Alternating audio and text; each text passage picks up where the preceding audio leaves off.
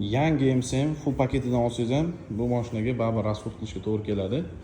4 ta oynasini ko'taradigan blok uстановка qilib berganmiz. Bitta bosganingizda qulashda 4 ta oynasi ham o'zi avtomatik ko'tarib oladi.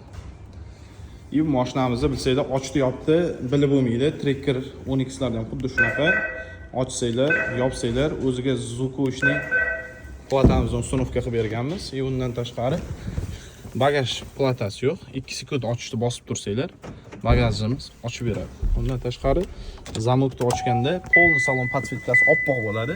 Bunga podsvetkalarini 4 ta stiklopodъемникini oppoq qilib berdik. Undan tashqari mashinamizda o'zim pultini nazorat qilmaydi. 1, 2, 3.